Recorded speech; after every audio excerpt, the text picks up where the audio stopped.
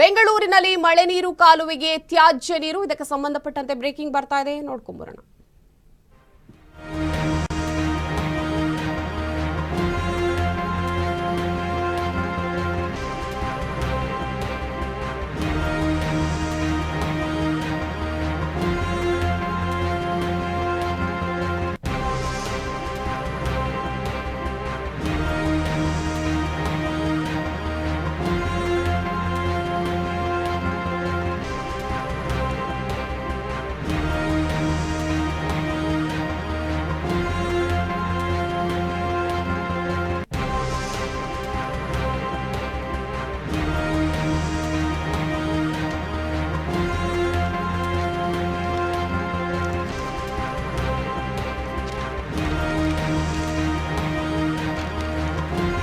ಬೆಂಗಳೂರಿನಲ್ಲಿ ಮಳೆ ನೀರು ಕಾಲುವೆಗೆ ತ್ಯಾಜ್ಯ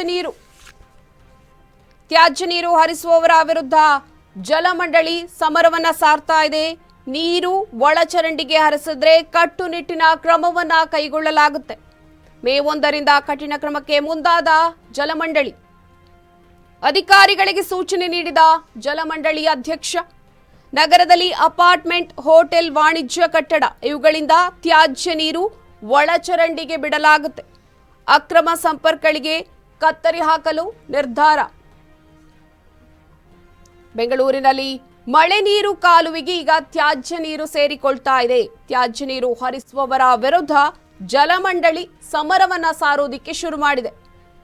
ನೀರು ಒಳಚರಂಡಿಗೆ ಎಲ್ಲಾದರೂ ಹರಿಬಿಟ್ರೆ ಕಟ್ಟುನಿಟ್ಟಿನ ಕ್ರಮವನ್ನು ಅವರ ಮೇಲೆ ಕೈಗೊಳ್ಳಲಾಗುತ್ತೆ. ಮೇ 1ರಿಂದ ಜಲಮಂಡಳಿ ಕಠಿಣ ಕ್ರಮವನ್ನ ತೆಗೆದುಕೊಳ್ಳುತ್ತೆ. ಕಠಿಣ ನಿರ್ಧಾರವನ್ನ ಕೂಡ ಕೈಗೊಳ್ಳಲಾಗುತ್ತೆ. ಅಧಿಕಾರಿಗಳಿಗೆ, ಪ್ರಮುಖವಾಗಿ ಇಲ್ಲಿ ಅಧಿಕಾರಿಗಳಿಗೆ ಜಲಮಂಡಳಿ ಅಧ್ಯಕ್ಷ ಸೂಚನೆಯನ್ನ ಕೊಟ್ಟಿದ್ದಾರೆ. ಅದರಲ್ಲೂ ಅಪಾರ್ಟ್ಮೆಂಟ್, ಹೋಟೆಲ್ ಹಾಗೆ ವಾಣಿಜ್ಯ ಕಟ್ಟಡಗಳಿಂದ ತ್ಯಾಜ್ಯ ನೀರು ಕಾಲುವೆಗೆ ಸೇರ್ತಾ ಇದೆ. ತ್ಯಾಜ್ಯ ನೀರು ಒಳಚರಂಡಿಗೆ ಬಿಡಲಾಗ್ತಾ ಇದೆ. ಈ ಒಂದು ಅಕ್ರಮ ಸಂಪರ್ಕಗಳಿಗೆ ಕತ್ತರಿ ಹಾಕಲು ನಿರ್ಧಾರವನ್ನ ತೆಗೆದುಕೊಳ್ಳಲಾಗಿದೆ.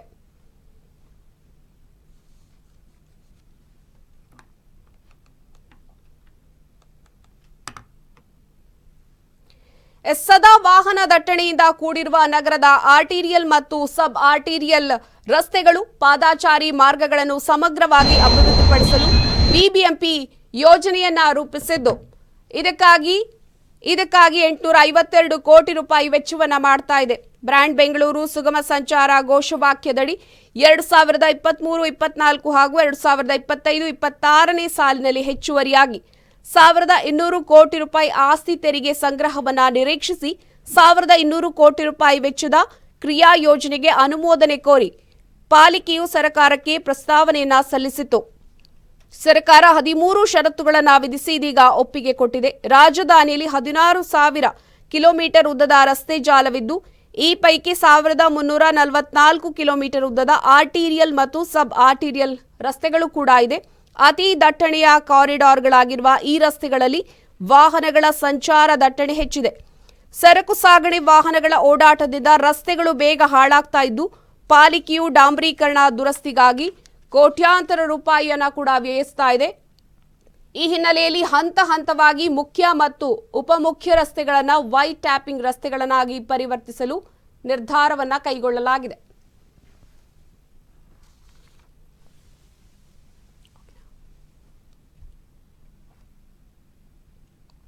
ಇದಾಗಿತ್ತು ಇವರೆಗಿನ ಅಪ್ಡೇಟ್ಸ್. ನೋಡ್ತಾ ಇರಿ ಅಶ್ವವೇಗ ನ್ಯೂಸ್, ಸತ್ಯಾನ್ವೇಷಣೆಯ ಓಟದಲ್ಲಿ. ನಮಸ್ಕಾರ.